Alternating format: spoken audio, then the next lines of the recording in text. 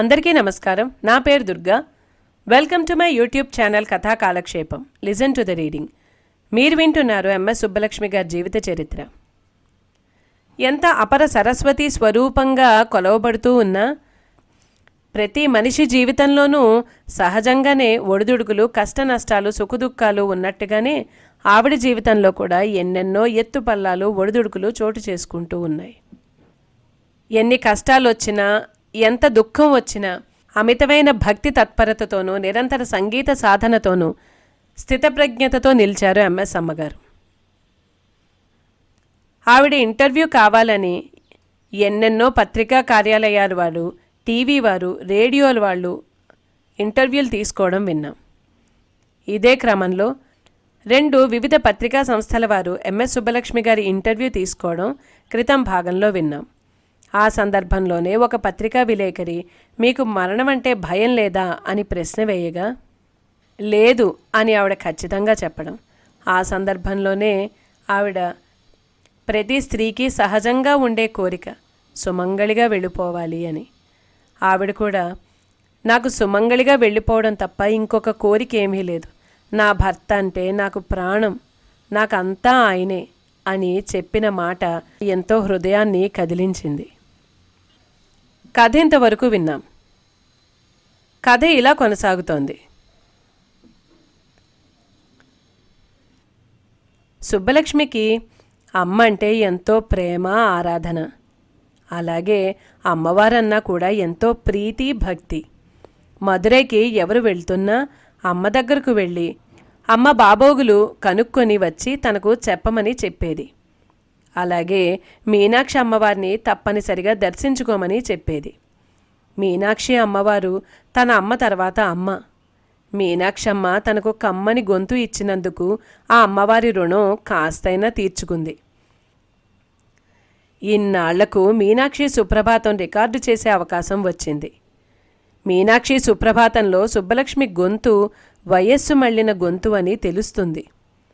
కడలిలో కలవబోతున్న నదీమ తల్లిలా 80 సంవత్సరాల సంగీత స్రవంతిని వెంట తీసుకొస్తున్న మందగమనంతో గంభీరంగా ఉంది సుబ్బలక్ష్మి గొంతు. వెంకటేశ్వర సుప్రభాతం, ఆ తర్వాత కాశీ, రామేశ్వర సుప్రభాతాలు, కామాక్షి సుప్రభాతం, తర్వాత ఇప్పుడు మీనాక్షి సుప్రభాతంతో సుప్రభాతాల సుబ్బలక్ష్మి అయ్యింది. ఈ రికార్డులో మీనాక్షి సుప్రభాతం పాడినా, ఆదిశంకరాచార్యుల వారి మీనాక్షి పంచరత్నం పాడినా, కర్ణాటక సంగీత రత్నత్రయంలోని ముత్తుస్వామి దీక్షితార్ల మామవ మీనాక్షి అని పాడినా, తన 80 ఏళ్ల పాండిత్యాన్ని, అమ్మవారి పట్ల తనకున్న ఆరాధనని అమ్మవారికి సమర్పించుకుంది. ఎట్టకేలకు తన ప్రజ్ఞ ఎక్కడ మొదలైందో, ఎవరి దీవెనలతో మొదలైందో అక్కడే ఆ అమ్మవారి పాదాల వద్దే తన ప్రజ్ఞను అర్పించుకుంది. ఇదే సుబ్బలక్ష్మి చివరి రికార్డు. 1989లో స్థాపించబడిన స్వరలయ సంస్థ తమ 1997కు సంబంధించిన స్వరలయ పురస్కారం సుబ్బలక్ష్మికి నిశ్చయించుకుంది. ఆ వార్తతో ఢిల్లీ నుంచి మద్రాసు చేరుకున్నారు సంస్థ ప్రతినిధులు. వ్యవస్థాపకుడైన కేరళ రాజకీయ నేత ఎంఏ బేబీ సుబ్బలక్ష్మి ఇంటికి వచ్చాడు. సదాశివంని పలకరించి కూర్చున్నాడు. కమ్యూనిస్ట్ అయిన బేబీ సదాశివాన్ని చూస్తున్నాడు. ఖద్దరు బట్టలతో తన గాంధేయవాదం తెలుపుతున్నాడు. కనీస అవసరాలతోనే ఉన్న ఇల్లు అతని ఆలోచనలు నుదిటి మీద తీరుగా తీర్చిదిద్దిన శివనామాలు అతని భక్తిని తెలుపుతున్నాయి. సదాశివం ఒక స్వాతంత్ర సమరయోధుడిగా, నిస్వార్థ దేశ సేవకుడిగా అందరికీ ఆదర్శప్రాయుడు. ఈ తరం రాజకీయ నాయకులకి ఇంకా ఆదర్శప్రాయుడు. ప్రజల సొమ్మును, ప్రభుత్వం సొమ్మును ఎన్నెన్ని స్వాహా చేద్దామా అనే కపటాలోచనలు చేసేవారు సదాశివంను చూసి నేర్చుకోవలసింది ఎంతో ఉంది. రాజాజీ అత్యంత సన్నిహితుడై ఉండి కూడా ఎలాంటి పదవిని కానీ, గౌరవాలు కానీ ఆశించలేదు. ఆఖరుకు ప్రభుత్వం స్వాతంత్ర యోధులకి ఇచ్చే పింఛను కూడా సదాశివం తీసుకోవటానికి నిరాకరించాడు. అలాంటి విలువలున్న మనిషిని మనసులోనే అభినందించుకుంటూ సుబ్బలక్ష్మి కోసం ఎదురు చూస్తున్నాడు బేబీ. సుబ్బలక్ష్మి ముందు గదిలోకి వచ్చింది. ఆమె రాకతో గది మెల్లగా ప్రకాశవంతమవుతుంది. తేజోరూపమైన ఆమె మోము ప్రకాశం వ్యాప్తి చేస్తుంది. ఈ వర్చస్సు ఆమెకు తన సంగీతం ఇచ్చింది.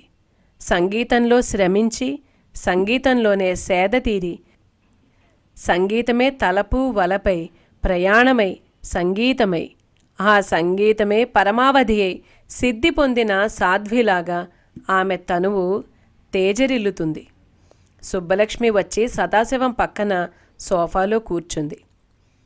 పార్వతీ పరమేశ్వరులు అనుకున్నాడు కమ్యూనిస్ట్ బేబీ. మా పురస్కార ప్రధానోత్సవాలన్నీ ఢిల్లీలోనే జరిపాం, కానీ మీ ఇద్దరి కోసం మద్రాసులోనే నిర్వహించదలుచుకున్నాం అని చెప్పాడు. జూన్ 29న సాయంత్రం మద్రాస్ మ్యూజిక్ అకాడమీలో అని వివరంగా చెప్పాడు బేబీ. ఆ రోజున సుబ్బలక్ష్మి ఇంటికి పక్కవాద్య కళాకారులందరూ వచ్చారు. అందరూ కలిసి కచేరీకి ఇక్కడి నుంచి బయలుదేరతారు. మొదటి నుంచి సదాశివం పద్ధతి ఇదే.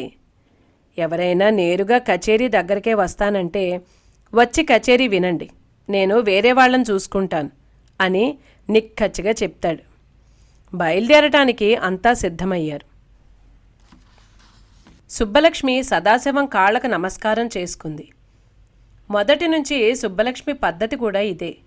సదాశివం దీవించాడు. చివరిసారిగా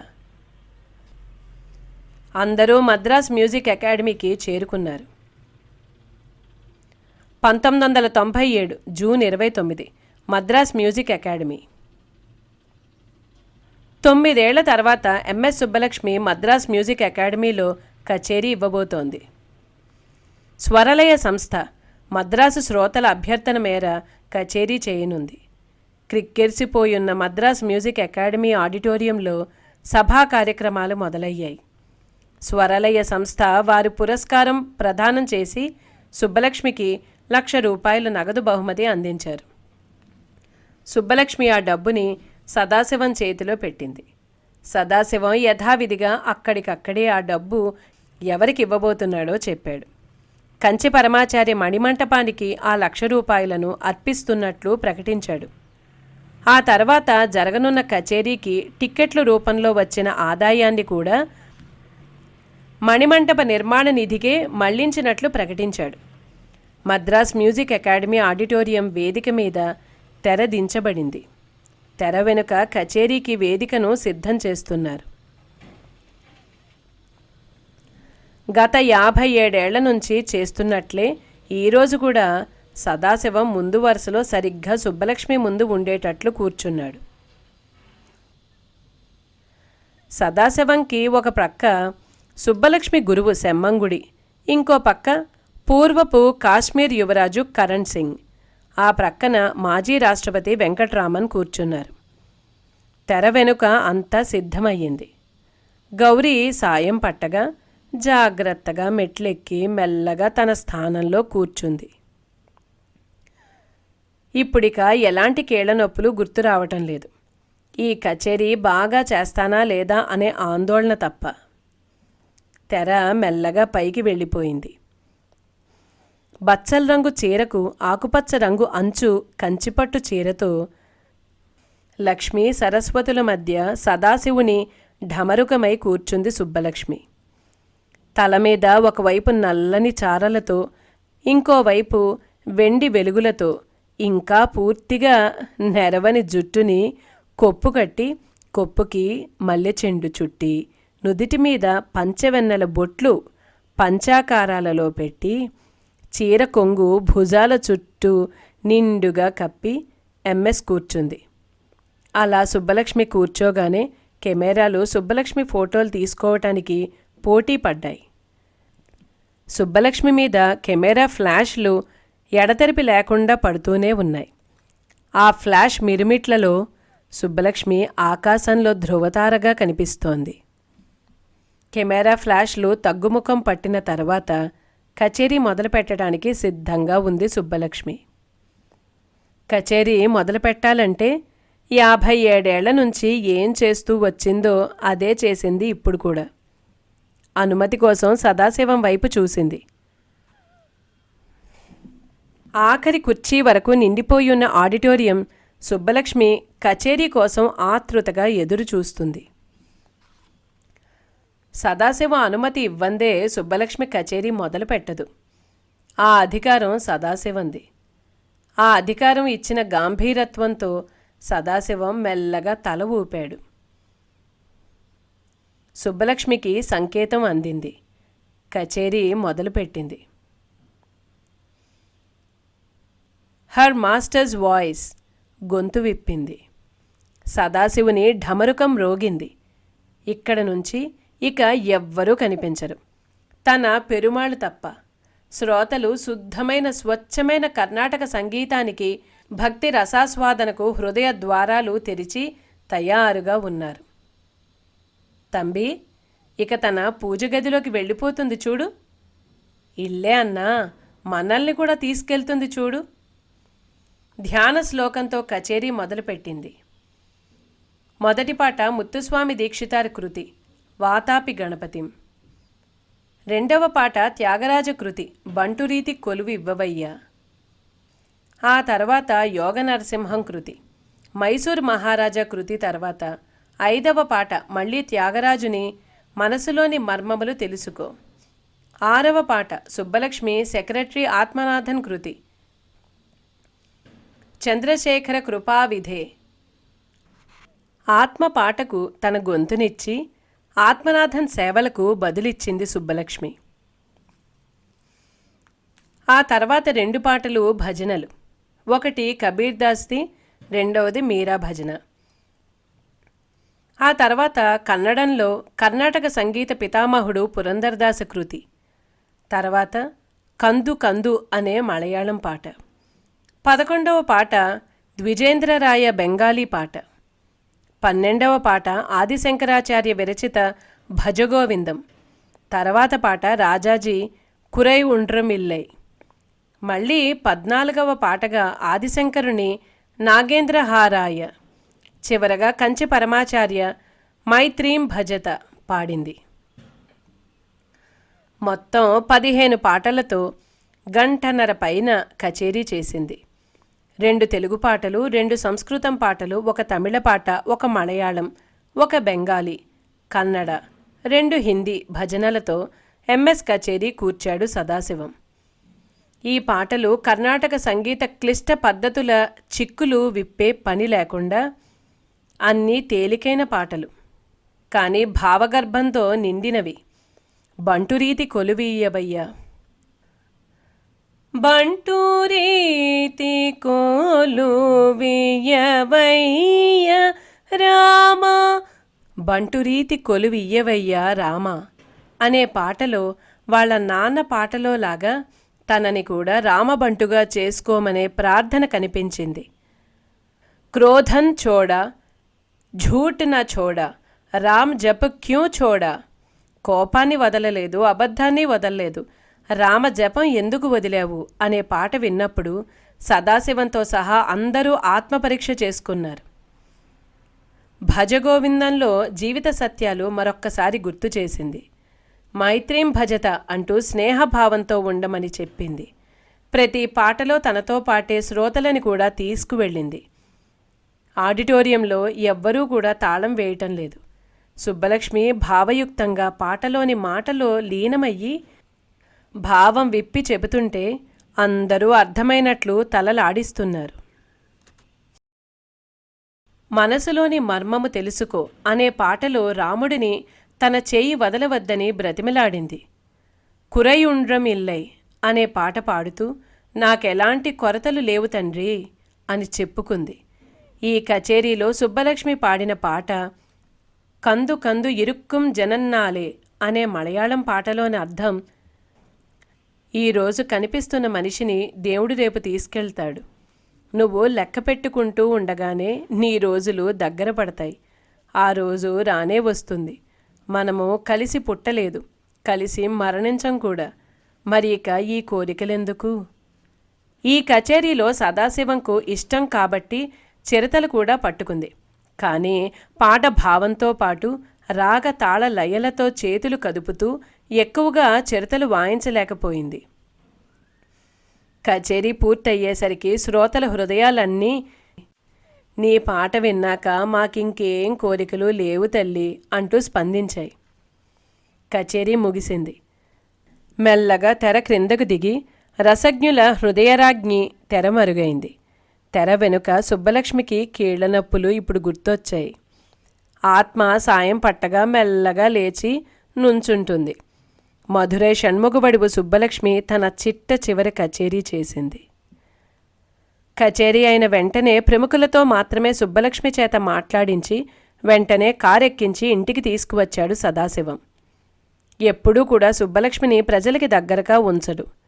ఇంటికి వచ్చిన తర్వాత సుబ్బలక్ష్మికి కీళ్ల నొప్పులు ఇంకా బాధనిపిస్తున్నాయి. మామా, భరించలేకపోతున్నాను అంది సదాశివంతో. రాధ బాధ కన్నానా మన బాధలు? చక్రాల కుర్చీకి పరిమితమైన రాధను ఉద్దేశిస్తూ అన్నాడు సదాశివం. సుబ్బలక్ష్మి ఇక నొప్పి సంగతి మర్చిపోయి రాధ గురించి దేవుణ్ణి ప్రార్థించుకుంటోంది.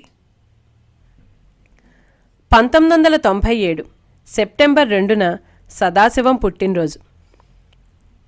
95 ఏళ్లు నిండాయి. ఎంఎస్ మామా, సెంచరీకి ఇంకా 5 ఏళ్ళు కానివ్వు, వదలొద్దు అంటూ అభినందిస్తున్నాడు రాము. రాజాజీ కంటే ఎక్కువ ఒక్కరోజు కూడా వద్దనుకున్నాను, కానీ 1 సంవత్సరం ఎక్కువే బ్రతికాను. సరే, ఇక నీ ఇష్టమే కాని అన్నాడు సదాశివం. పక్కనే ఉన్న సుబ్బలక్ష్మి తనలో తాను ప్రార్థనలు చేసుకుంటుంది. రాధా గౌరీ చూసి తల అడ్డంగా తిప్పుకుంటూ సుబ్బలక్ష్మి దేని గురించి ఆలోచిస్తోందో తెలుసు గనుక ఒకరికొకరు వారికి అర్థమయ్యే చూపులతో చూసుకున్నారు. అదే రోజు నంగనల్లూరు ఆంజనేయస్వామి గుడికి దర్శనానికి వెళ్లారు. సుబ్బలక్ష్మి కాసేపు గుడిలో కూర్చుని కొన్ని పాటలు పాడుకుంది. గుడికి వస్తున్న భక్తులు చుట్టూ కూర్చుని వింటున్నారు. క్షణం తీరిక లేకుండా గడిపిన రోజులు కొన్ని సంవత్సరాల క్రితమే ముగిశాయి. గత 5-6 సంవత్సరాల నుంచి కొన్ని ముఖ్యమైన లబ్ధి కచేరీలు, ముఖ్యం అనుకున్న పురస్కారాలను స్వీకరించేందుకు ప్రయాణాలు తప్ప అదే పనిగా కచేరీలు, పురస్కార స్వీకరణలు చేసే పనులు మానుకున్నారు. 1996లో రాధ మళ్ళీ అనారోగ్యం పాలైన దగ్గర నుంచి అతి ముఖ్యమైన పని తప్ప దాదాపు అన్ని ప్రయాణాలు మానుకున్నారు. ఇప్పుడింకా ఇంట్లో తీరిగ్గా ఉంటూ పెళ్ళిళ్ళకి, పేరంటాలకి హాజరవుతూ సుబ్బలక్ష్మిని చూడాలనుకుని వచ్చే వారితో మాట్లాడుతూ కొన్నేళ్లకు సుబ్బలక్ష్మి, సదాశివం ఇంటి పట్టునే ఉంటున్నారు. ఇద్దరి ఆరోగ్యాలు అంతంత మాత్రంగానే ఉన్నాయి. సుబ్బలక్ష్మి కచేరీలు తగ్గించుకున్నా, పురస్కార కార్యక్రమాలు, ఇతర కార్యక్రమాలు తగ్గించుకున్నా పెళ్ళిళ్లకు మాత్రం సుబ్బలక్ష్మి తప్పనిసరి. బాగా పరిచయస్తులు సుబ్బలక్ష్మి దంపతులను వారి ఇండ్లల్లో పెళ్ళిళ్లకు ఆహ్వానిస్తారు. వారిలో కొంతమంది సుబ్బలక్ష్మి వారింట పెళ్లికి రావటం అందరికీ గొప్పగా చెప్పుకునే విషయం. కొంతమంది మాత్రం సుబ్బలక్ష్మి శుభలక్ష్మి, ఆమె ఆశీర్వాదం కంటే గొప్పదేమీ లేదనుకుంటారు. అలాంటి వారే ప్రఖ్యాత గాయకులు శ్రీపతి పండితారాధ్యుల బాలసుబ్రహ్మణ్యం గారు. వీరు తమ కూతురి వివాహానికి సుబ్బలక్ష్మిని ఆహ్వానించారు. సుముహూర్తానికి వధూవరులను ఆశీర్వదించే ఘడియలకు బాలసుబ్రహ్మణ్యం పెళ్లికి విచ్చేసిన ముఖ్యమంత్రులను, గవర్నర్లను, వ్యాపారవేత్తలను, ప్రముఖ నటులను అందర్నీ ఆపి ముందుగా సుబ్బలక్ష్మి దంపతుల చేత నవదంపతులకు ఆశీర్వాదం ఇప్పించారు. సుబ్బలక్ష్మి పరమ సాత్వికురాలిగా, పతివ్రతగా, భక్తురాలిగా ప్రజలలో అంతటి విలువ సంపాదించుకుంది. సెప్టెంబర్ 16, 1997 సుబ్బలక్ష్మి 81వ పుట్టినరోజు. అభిమానులు పెద్ద ఎత్తున వచ్చి అభినందనలు తెలిపి వెళ్తున్నారు. హడావిడి కాస్త సద్దుమణిగిన తరువాత శృతి పత్రిక సంపాదకుడు, వ్యవస్థాపకుడు అయిన పట్టాభిరామన్, శృతి పత్రిక ఉపసంపాదకురాలు జానకి సుబ్బలక్ష్మితో మాట్లాడటానికి సమావేశమయ్యారు. అమ్మా, ఈ రోజున మన సంగీతంలో, నృత్య కళల్లో దైవత్వం అనేది ఏదీ లేదు, ఇంకే విశిష్టత లేదు, భక్తి వ్యాపారం అయ్యింది ఆవేశంగా చెప్తున్నాడు పట్టాభిరామన్. మీకు ఇంతకు ముందే చెప్పినట్లు శృతి ఫౌండేషన్ సముద్రి ద్వారా తన కళలను ఈ జాడ్యాల నుంచి విముక్తి చేసేందుకు గట్టి ప్రయత్నం చేస్తాం.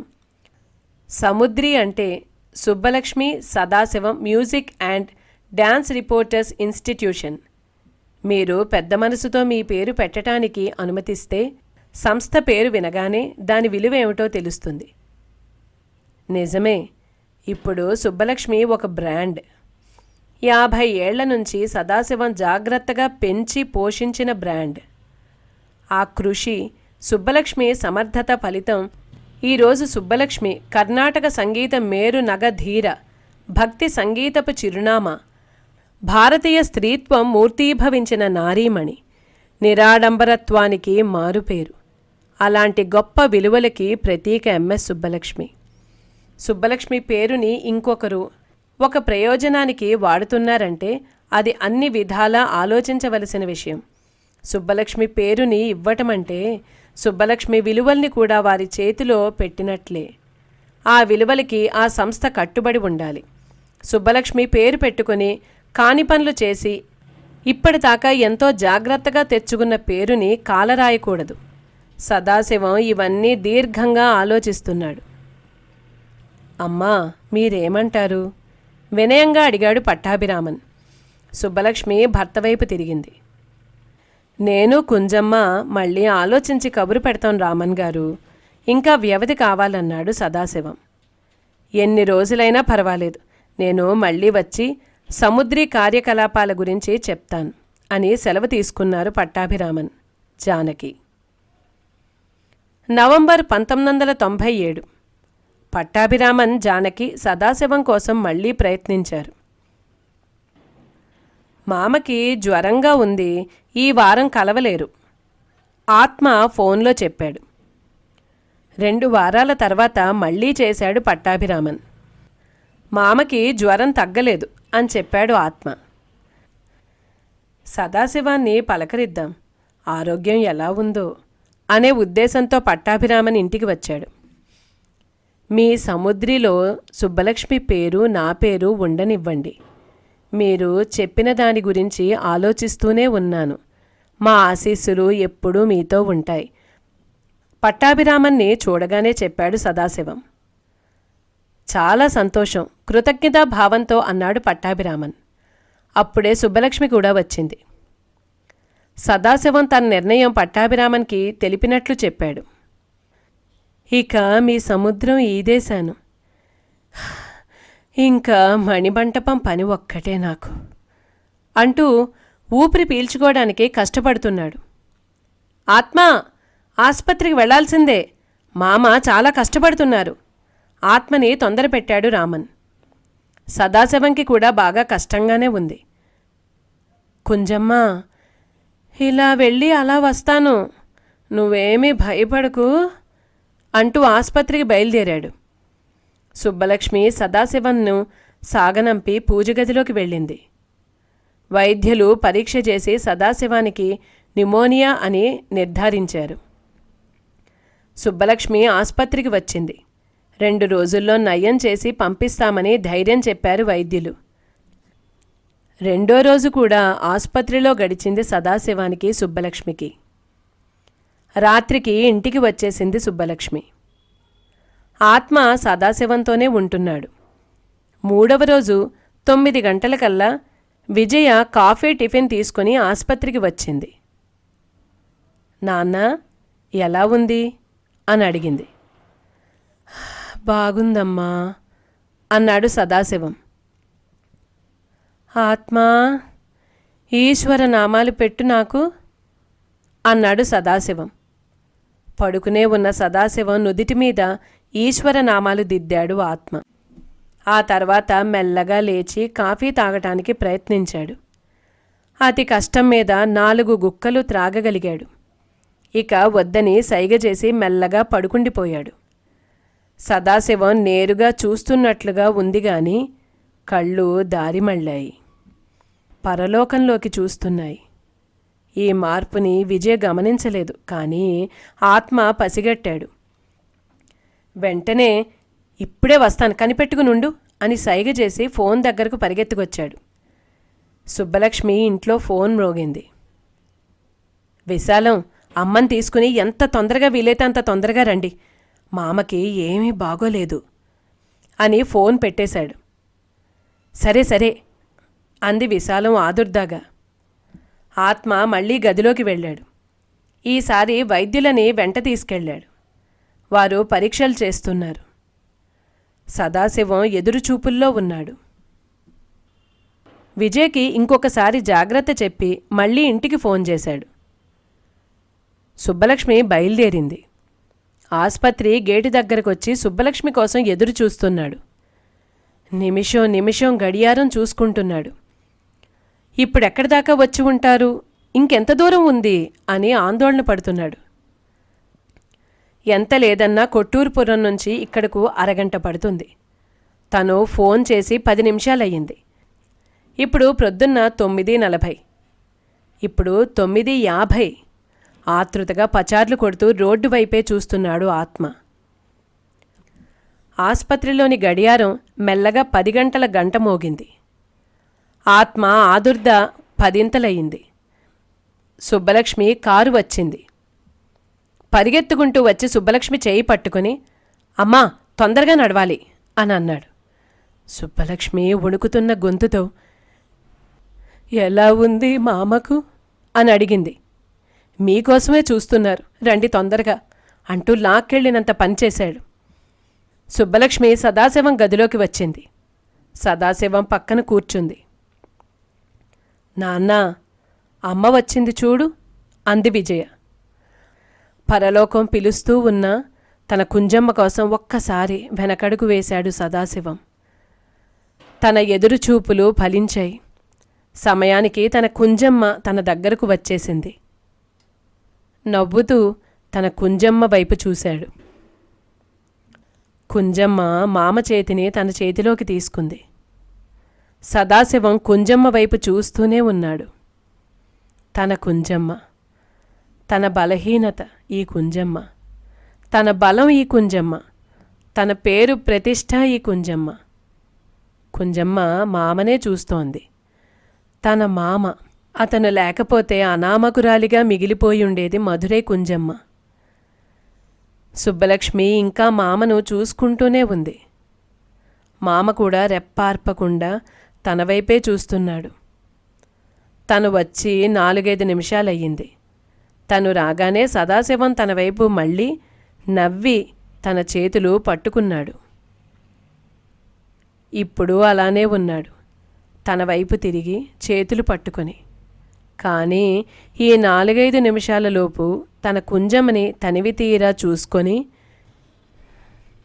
ఇద్దరము కలిసి మరణించలేము, కానీ నువ్వు నాతో కలిసి ఉన్నప్పుడు నేను వెళతాను అన్నట్లు ఈ 4-5 నిమిషాలలోపే సదాశివం తన కుంజమ్మను వదిలి వెళ్ళిపోయాడు.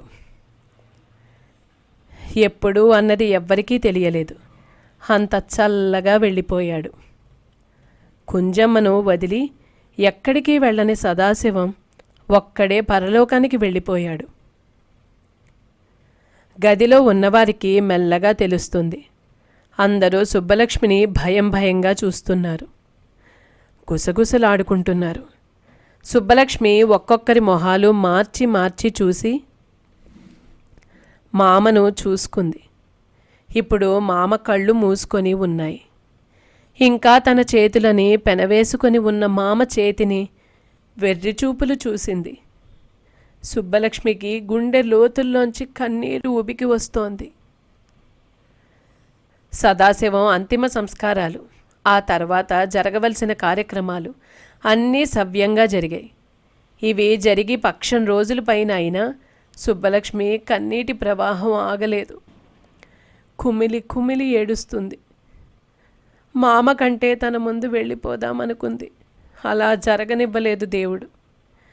కనీసం కాస్త వ్యవధైనా లేకుండా, మామ తనకి వీడ్కోలు చెప్పే వీలు కూడా లేకుండా తీసుకెళ్ళాడు ఆ భగవంతుడు.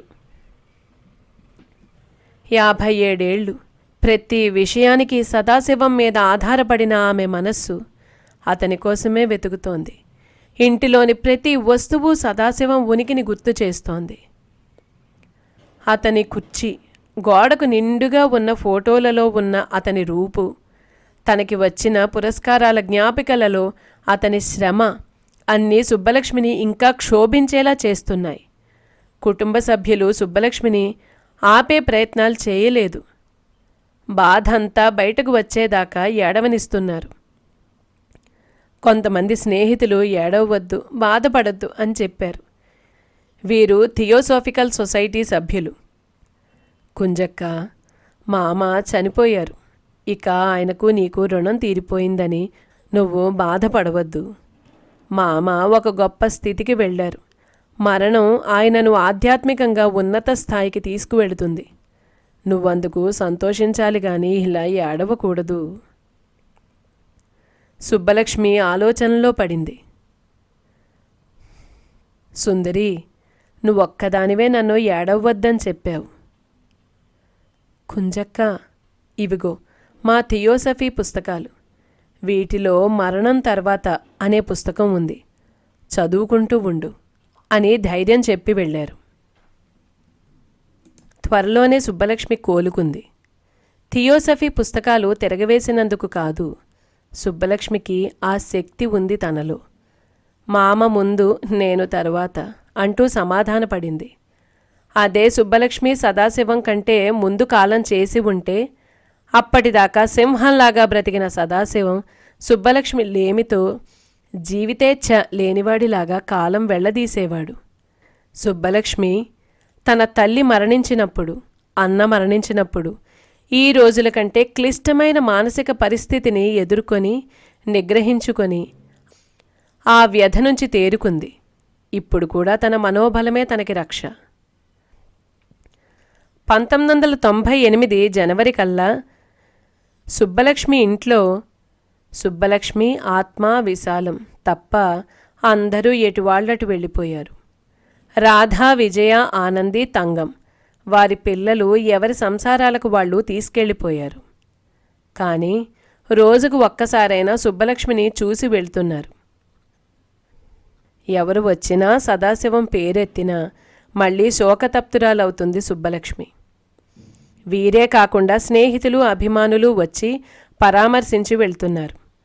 1998 జనవరి 14న గోపాలకృష్ణ గాంధీ సుబ్బలక్ష్మికి ఫోన్ చేశాడు. ఇతను రాజాజీ గాంధీజీ మనవడు, కల్కి ఇంటి పిల్లవాడు.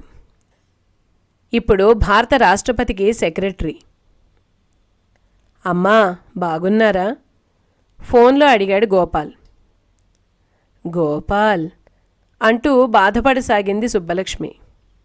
అమ్మా, మీరు బాధపడకండి, మీకొక శుభవార్త.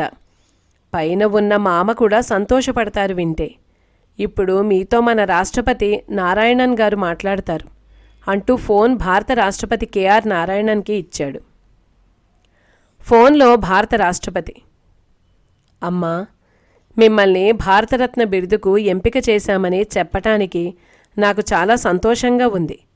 నాకే కాదు, భారతదేశమే పులకరించిపోతుంది మీకు ఈ సత్కారం అందజేస్తున్నందుకు అంటూ మాట్లాడుతున్నారు భారత రాష్ట్రపతి కేఆర్ నారాయణన్. సుబ్బలక్ష్మికి ఒక పురస్కారం ఇస్తున్నట్లు అర్థమైందంతే. అది ఏ పురస్కారం, ఎంత గొప్ప పురస్కారం ఏమీ తెలియలేదు. మర్యాదపూర్వకంగా ధన్యవాదాలు తెలిపి ఫోన్ పెట్టేసింది. ఆత్మ, భారతరత్న పురస్కారం అని ఏదో అంటున్నారు చూడు అంది ఫోన్ పెట్టిన తర్వాత. వెంటనే ఆత్మ మళ్ళీ గోపాలకృష్ణ గాంధీకి ఫోన్ చేసి వివరాలన్నీ కనుక్కున్నాడు. ఆత్మ సంతోషానికి హద్దులు లేకుండా పోయాయి. అమ్మా, మీకు భారతరత్న పురస్కారం ఇవ్వబోతున్నారు. దేశంలోనే అతి పెద్ద పురస్కారం. దీనికి మించిన పురస్కారమే లేదు. సుబ్బలక్ష్మికి మెల్లగా అర్థమైంది. మామతో కలిసి చివరిసారిగా తన పుట్టినరోజు జరుపుకుంటున్నప్పుడు ఒకరు ఒక ప్రముఖ పత్రిక తీసుకొచ్చి చూపారు. అందులో ఎంఎస్ సుబ్బలక్ష్మికి గాని, లతా మంగేష్కర్కి గాని ఈసారి భారతరత్న పురస్కారం ఇవ్వాలనే వ్యాసాన్ని మామకు చూపించారు. సదాశివం అక్కడికక్కడే ఆ వ్యాసం మొత్తం చదివి కుంజమ్మకే ఎక్కువ అర్హతలున్నాయి అని ప్రకటించాడు. మామ ఆశీర్వాదం అంది సుబ్బలక్ష్మి అప్పటి సంఘటనను గుర్తు చేసుకుంటూ. ఆత్మ, రాధకు చెప్పు ముందు అంటూ తొందర పెట్టింది. ఆప్తులందరూ మళ్ళీ సుబ్బలక్ష్మి చుట్టూ చేరారు. ఈసారి అమితానందంతో, అమ్మా, అసలు మీకు భారతరత్న అంటే ఎంత గొప్ప పురస్కారమో తెలుసా? ఈ దేశానికే నువ్వు రత్నానివి ఇప్పుడు అంటున్నారు ఇంట్లోని ప్రతి ఒక్కరూ. అందరి ఉత్సాహం ఇది. ఒక గొప్ప పురస్కారం, మహా గొప్ప గౌరవం అని తెలుపుతున్నా సుబ్బలక్ష్మి మాత్రం తన మామ లేకుండా ఆ పురస్కారం ఎంత గొప్పదైనా సంతోషించలేకపోతోంది. మామ ఉంటే ఎంతో సంతోషించేవారు. ఆయన లేనప్పుడు వచ్చింది, నాకు మాత్రం ఎందుకిప్పుడిది అంటూ బాధపడుతోంది. 53 రోజుల ముందు, కేవలం ఒక నెలన్నర ముందు ఈ వార్త ప్రకటించి ఉంటే సదాశివం విని పట్టరాని సంతోషంతో, తృప్తితో ఆనంద భాష్పాలు కార్చేవాడు. తన కుంజమ్మను, తను మలచిన కుంజమ్మను భారతరత్నగా దేశం గుర్తించటం అంటే అది మామూలు గౌరవం కాదని అతనికి తెలుసు. కాసేపట్లో టీవీ ఛానళ్లలో పదే పదే వస్తున్న ఈ వార్తను చూసి, తర్వాత రోజు పేపర్లలో ప్రముఖంగా ప్రచురించిన వార్తను చూసి, ఇంటికి వస్తున్న అభిమానుల్ని చూసి సుబ్బలక్ష్మికి మెల్లగా ఈ పురస్కారం యొక్క స్థాయి అర్థమవుతుంది. అయినా భారతరత్న పురస్కారం తన బాధను ఇంకా పెంచుతుంది. మామ ఉన్నప్పుడు ఇచ్చి ఉంటే బాగుండేది అని అనుకుంటుంది. విలేకరుల ముందుకు రావటానికి ఎంత మాత్రమూ ఇష్టపడలేదు. నన్ను భారతరత్న పురస్కారానికి ఎంచుకున్నందుకు భారత రాష్ట్రపతికి నా కృతజ్ఞతలు తెలియజేసుకుంటున్నాను. మా అమ్మ ఆశీస్సులు, పైన ఉన్న నా భర్త సంతోషిస్తారు. వినయంగా ఈ పురస్కారాన్ని స్వీకరిస్తున్నాను అనే 2 వాక్యాలు టైప్ చేయించి సుబ్బలక్ష్మి సంతకంతో విలేకరులతో విడుదల చేశాడు ఆత్మ. ప్రోటోకాల్ పాటిస్తూ మొదటిగా తమిళనాడు ముఖ్యమంత్రి కరుణానిధి సుబ్బలక్ష్మిని అభినందించటానికి ఇంటికి వచ్చాడు. పొంగల్ పిండి వంటల కంటే తీపైనది ఈ కబురు అన్నాడు. తమిళ సినీ హీరో, ఆ తర్వాత తమిళనాడు ముఖ్యమంత్రి అయిన ఎంజి రామచంద్రన్కు భారతరత్న ప్రకటించినప్పుడు తమిళనాడులోనే నిరసనలు వినిపించాయి. కాస్త చిన్నగానైనా కామరాజ్ రాజాజీ విషయంలో కూడా నిరసన ధ్వనులు వినిపించాయి. కానీ సుబ్బలక్ష్మి విషయంలో మాత్రం ఆసేతు హిమాచలం ఆనందంగా స్వాగతించింది. వారి వారి స్థాయిని బట్టి, వారి వారి పరపతిని బట్టి విలేకరులు సుబ్బలక్ష్మిని కలుసుకోగలుగుతున్నారు. ఈ సమయంలో సుబ్బలక్ష్మి ఎవ్వరినీ కలవాలనుకోవటం లేదు. భర్త వియోగం నుంచి ఇంకా తేరుకోలేదు. ఇలాంటి పరిస్థితుల్లో ఇండియా టుడే విలేకరి వాసంతి కలవగలిగింది సుబ్బలక్ష్మిని. సుబ్బలక్ష్మిని ఒంటరిగా ఇంటర్వ్యూ చేయగలిగిన ఏకైక విలేకరి. మళ్లీ ఒంటరిగానున్న సుబ్బలక్ష్మి ముందు కూర్చుంది. అంతకుముందు సుబ్బలక్ష్మి ఒంటరిగా ఉన్నా 1000 ఏనుగుల బలం వెనక ఉన్నట్లు కూర్చుంది తన ముందు. ఇప్పుడు ఒంటరిగా బేలగా ఒంట్లో ఓపిక లేనట్లు ఉంది. సుబ్బలక్ష్మిని చూస్తూ మౌనంగానే పరామర్శిస్తుంది వాసంతి. వాసంతి సుబ్బలక్ష్మిని చూస్తూ తనతో పోయినసారి జరిపిన సంభాషణలు గుర్తు తెచ్చుకుంది. అప్పటి ఇంటర్వ్యూలో ప్రచురించబడిన ప్రశ్నోత్తరాలే కాదు, వాటికి మించి చాలా అర్థమయ్యాయి వాసంతికి. ఆ సంభాషణలకు కొనసాగింపుగా సుబ్బలక్ష్మి, మా అమ్మ నన్ను రాచనాగులాగా కాపాడుకొచ్చారు అని చెప్పింది. అందుకు సుబ్బలక్ష్మి సదాశివంకి ఎంత రుణగ్రస్తురాలో అర్థమవుతుంది ఆ మాటల్లో. సుబ్బలక్ష్మికి తన అభిమానం మొదటి ప్రాథమ్యం. ఇక వాసంతి వెళ్తూ వెళ్తూ జాగ్రత్తలు చెప్తుంటే, పాడాలి, నేను పాటలు మళ్ళీ పాడాలి. ఈ రోజు దాకా ఇంకా పాడలేదు. పాట నాకు తపస్సు లాంటిది, పాడాలి అని చెప్పింది. ఈ మాటతో పాట తనకి ఊపిరిలాంటిదని చెప్పింది. భారతరత్న పురస్కారం స్వీకరించడానికి మార్చి 1 ఢిల్లీ రావాల్సిందిగా ప్రభుత్వం ఆహ్వానించింది. బయటకు రావటానికి ఇంకా ఇష్టపడకపోయినా మర్యాద పాటిస్తూ సుబ్బలక్ష్మి ఢిల్లీ వచ్చింది. మొదటిసారిగా నుదిటి మీద కుంకుమ బొట్టు లేకుండా కనిపించింది. మొహంలో తేజస్సు అలానే ఉంది. 2 రకాల విభూదులు నుదిటి మీద రాసుకుంది. వజ్రాల దుద్దులు తీసి మామూలు పోగులు పెట్టుకుంది. 2 ముక్కుపుడకలలో ఎడంవైపు ముక్కుపుడక తీసేసింది. విశిష్ట అతిథులలో నిండియున్న రాష్ట్రపతి దర్బార్ హాల్లో ఆత్మ సాయం పట్టగా మెల్లగా అడుగులో అడుగు వేసుకుంటూ భారత రాష్ట్రపతి వైపు నడుస్తోంది.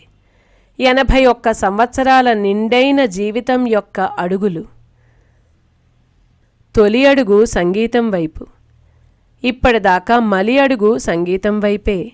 మధ్యలో అడుగుల నడతంతా సంస్కారం, సౌశీల్యం, వినయం, విధేయత, సహనం, భక్తి, ధాతృత్వంతో నిండినవే.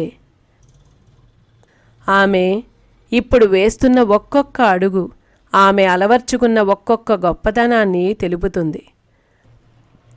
ఆమె జీవితం అందరికీ మార్గదర్శకంగా నిలుస్తుంటే భారతరత్న పురస్కారం తనకు బహూకరించకముందే భారతరత్నగా శోభిల్లుతూ రాష్ట్రపతి ముందు నుంచునుంది మధురై షణ్ముగవడివు సుబ్బలక్ష్మి.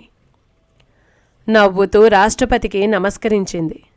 రాష్ట్రపతి అమితానందంతో టీవీలలో చూస్తూ హర్షిస్తున్న యావత్ భారతదేశం తరపున సుబ్బలక్ష్మి మెడలో భారతరత్న పతకాన్ని ధరింపజేశారు. ఆ పతకానికే కళ వచ్చింది. దేశ చరిత్రలో అతి కొద్దిసార్లే ఆ భారతరత్న పురస్కారం ఎవర్ని అలంకరించి తాను భాసిల్లుతుందో అలాంటి అరుదైన ఘటన ఇది. ఎంఎస్ సుబ్బలక్ష్మి ప్రజల హృదయాలలో ఎప్పటినుంచో రత్నం, వజ్రం, ఇప్పుడు అధికారికంగా భారతరత్న. మధురై షణ్ముగవడివు సుబ్బలక్ష్మి భారత ప్రభుత్వం నుంచి తన చివరి పురస్కారం అందుకుంది. భారత ప్రభుత్వం మళ్ళీ ఇద్దామన్న తన దగ్గర ఇక ఏ పురస్కారమో మిగలలేదు. ఢిల్లీ నుంచి ఇంటికి వచ్చింది ఈ భారతరత్నం. ఇంటికి రాగానే తను మొదట చేసిన పని తన భారతరత్న పురస్కారాన్ని తీసి సదాశివం ఫోటో ముందు పెట్టడం. సదాశివం తనతో పాటు దర్బార్ హాల్లో ఉంటే భారతరత్న ఇచ్చి ఇవ్వగానే తీసుకొచ్చి సదాశివం చేతిలో పెట్టి కాళ్లకు నమస్కారం చేసుకునేది. ఇప్పుడు భారతరత్న పతకం, పత్రం సదాశివం ఫోటో ముందు పెట్టి నమస్కరించుకుంది. సుబ్బలక్ష్మి మెల్లగా సదాశివం లేని జీవితానికి అలవాటు పడుతూ ఉంది. పువ్వుకు తావిలా, మాటకు అర్థంలా తనని అంటిపెట్టుకున్న మామలేని ఒంటరితనం కష్టంగా ఉంది. అయినా యథావిధిగా పొద్దున్నే 5 గంటలకు లేచి స్నానపానాదులు ముగించుకొని పూజ చేసుకొని ఆ తర్వాత సంగీత సాధన చేసుకుంటుంది. సుబ్బలక్ష్మి ఒంటరితనంతో బాధపడుతుందని తెలుసు. అందుకే పిల్లలు, మనవలు, సంతానం అందరూ రోజు సుబ్బలక్ష్మికి కనిపిస్తున్నారు. నవరాత్రి ఉత్సవాలు వచ్చాయి. ప్రతి నవరాత్రికి ఆలయాల్లో కానీ సభల్లో కానీ సుబ్బలక్ష్మి తప్పకుండా కచేరీ చేస్తుంది. ఈసారి సుబ్బలక్ష్మి ముందే కచేరీలు చేసే ఏర్పాటు చేశారు ఆత్మ తదితరులు. యువ కళాకారులు సుధా, పట్టమ్మ మనవరాలు నిత్యశ్రీ, ప్రియా అక్క చెల్లెళ్ళు, సౌమ్య, టిఎం కృష్ణ, సంజయ్ ఇలా రోజుకొకరు చొప్పున సుబ్బలక్ష్మి ముందు కచేరీలు చేసి సుబ్బలక్ష్మిని ఆనందింపచేశారు. సుబ్బలక్ష్మి సంగీతంలో వాళ్ల బలాన్ని, బలహీనతల్ని ఇట్టే పసిగట్టేస్తుంది. బాగా పాడిన చోట బాహాటంగా మెచ్చుకుంటుంది. తప్పు పాడిన చోట దగ్గరకు పిలుచుకొని, నీకొకటి చెప్పనా, మార్చుకుంటావా అంటూ మెల్లగా బుజ్జగిస్తూ ఆ తప్పు గురించి చెప్తుంది. ఎంఎస్ సుబ్బలక్ష్మి ఇక కచేరీలు చేయబోదు. ఇది సుబ్బలక్ష్మి పత్రికలకు ఇచ్చిన ప్రకటన కాదు. తన పిల్లలు, బంధువులు, సెక్రటరీ ఆత్మ కలిసి చర్చించి తీసుకున్న నిర్ణయం కాదు. 8 ఏళ్ల వయస్సు నుంచి 81 ఏళ్ల వయస్సు దాకా ఎక్కిన వేదిక, దిగిన వేదికకి తెరిపి లేకుండా వేదికలు ఎక్కి ఎక్కి కచేరీలు చేసి చేసి సుబ్బలక్ష్మి అలసిపోయింది. అలుపు తన శరీరానికే. చివరి 10 ఏండ్లలో తనకు కాళ్ల జాలు ఉన్నా, కీళ్ల నొప్పులు ఉన్నా దేనికి చెలించకుండా 3-4 గంటలు పైబడి కచేరీలు చేస్తూనే ఉంది. ఇప్పుడిక విశ్రాంతి. నేటికి కథనిక్కడితో ముగిస్తున్నానండి. నేను చదివిన విధానం మీకు నచ్చినట్లయితే లైక్ చేయండి, షేర్ చేయండి. ఇప్పటిదాకా నా ఛానల్ని సబ్స్క్రైబ్ చేసుకొని వాళ్ళు ఎవరైనా ఉంటే దయచేసి సబ్స్క్రైబ్ చేసుకోమని విన్నపం చేసుకుంటున్నాను. మీ అమూల్యమైన అభిప్రాయాలను కామెంట్స్ రూపంలో తెలియజేయండి. వీడియో అప్లోడ్ చేయగానే నోటిఫికేషన్ రావాలంటే పక్కనున్న బెల్ ఐకాన్ క్లిక్ చేయండి. మళ్ళీ తరువాయి భాగంతో మీ ముందుకు వస్తాను. అంతవరకు నమస్కారం.